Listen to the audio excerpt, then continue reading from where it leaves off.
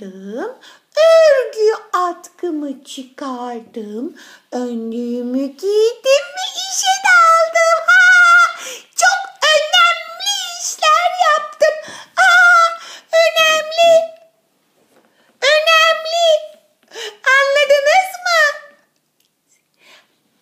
Önemli işler yaptım. Arkadaşlar, siz anladınız değil mi? Anladınız. Bugün size... Çok korktunuz mu? Ödünüz patladı mı? Çok korkuncum değil mi? Vak vak. Maya ördek. Vak vak. Maya ördek. Siz de mi korktunuz? Oy. Öküz arkadaşım, sen de mi korktun? Canım benim. Sizi çok seviyorum. Canım öküz arkadaşım. Anladınız. Bugün annemle size işte gelsin.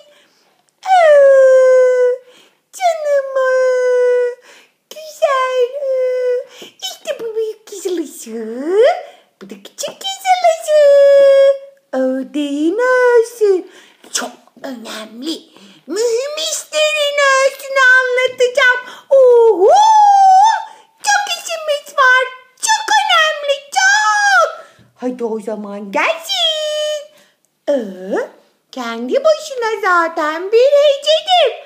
Bunun dışında yanına sessiz harflerimizi getirelim.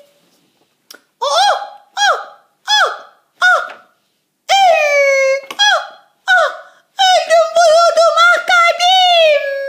Şaka yaptım Ne ölmesi canım? Şaka yaptım şaka. Kimseler ölmesin. Hadi bakalım. Öpt. Sevgili ördek kardeşim. Siz ötebiliyor musunuz? Vak. Vak vak. Ötüyorlar. Hadi gelsin.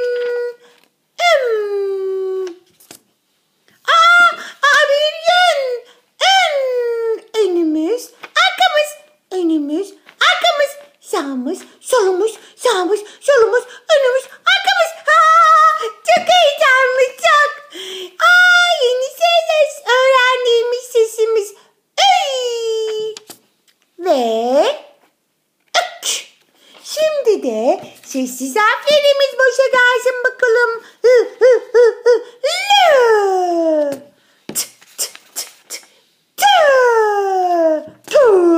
Tövbe.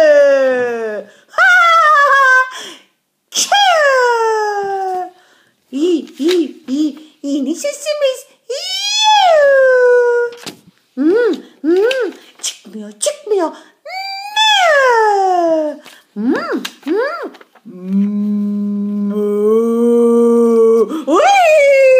Öküz kardeşim, korkuyorum. Hadi korkma Şirineciğim. Çık da sevgili kardeşlerine 3 sesten oluşan heceleri oku. Peki öğretmenim, ama bir daha öyle. Demesin olur mu sevgili öküz kardeşim? Çok korkuyorum. Canım öküz kardeşim. Deme olur mu? Tamam canım arkadaşım. Gelsin. O ne demekse? Çok anlamsız. O ne demek? O da anlamsız. Kök. İşte bu anlamlı. Kök. Bitkilerin dibinde toprağa tutundukları, sımsıkı tutundukları hem de dalları. Kök.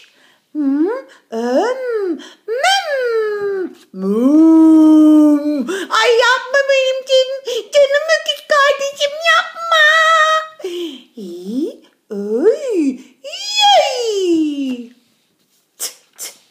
Töt. Lol.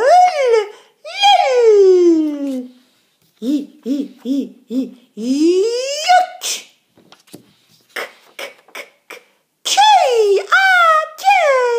En küçük yerleşim birimleri mahalleler ve köylerdir. Ay benim canım öküzüm. Güzel ördeklerim köyde yaşıyorlar. Köy. temiz havası, mis kokusuyla harika bir yerdir. İçinde ormanlar, ağaçlar, bitkiler, hayvanlar vardır.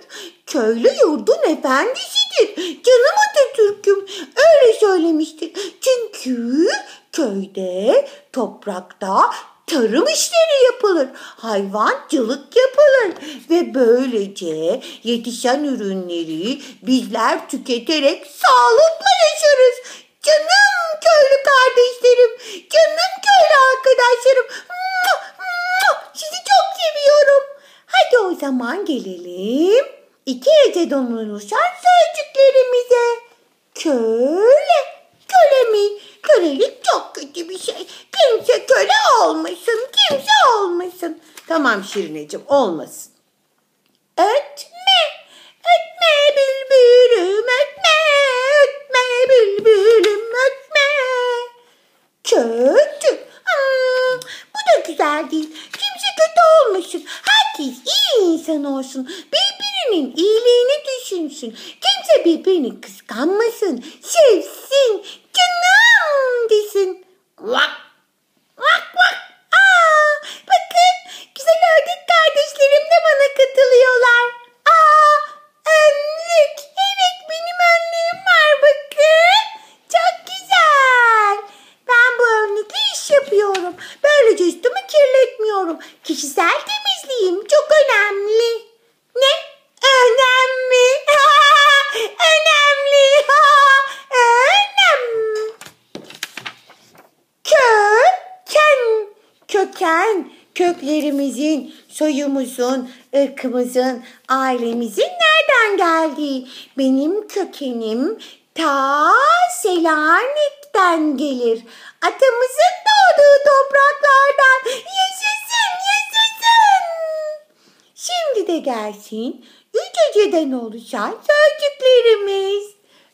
Öteki, öteki, bereki, buraki, şuraki, oraki, nereki. Çok komik. Bir tane daha okuyacağım. Yönetim. Yönetim yöneticilerden oluşur ve yöneticimiz kimse ona uyum sağlamamız gerekir. Koyduğu kurallara uymamız gerekir. Eğer yöneticilerimiz devletimizin yöneticileri ise onları da biz seçer, sonra da koyduğu kurallara uyarız. Evet, son işimiz kaldı. Hadi cümlelerimizi okuyalım. Ne? Vak, vak, vak. Yapma ne olur öküz kardeşim yapma. Hadi okuyalım.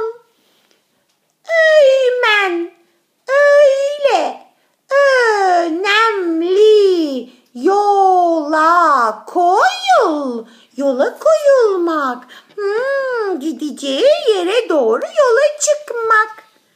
Umut, öteki, okulu yönet. Ay inşallah Umut'cum büyü de yönetici ol. Her yerleri sen yönet.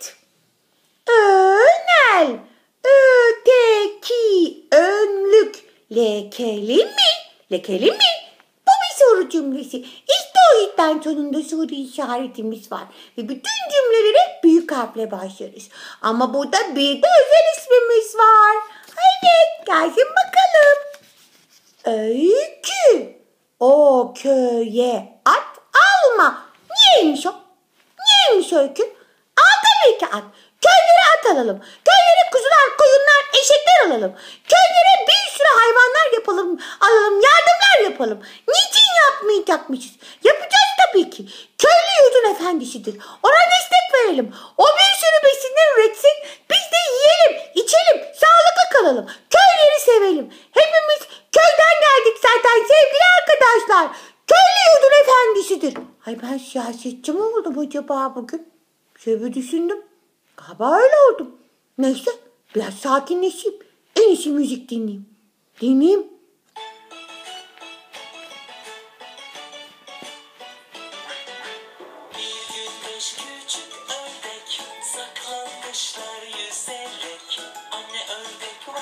Vak vak. Vak vak.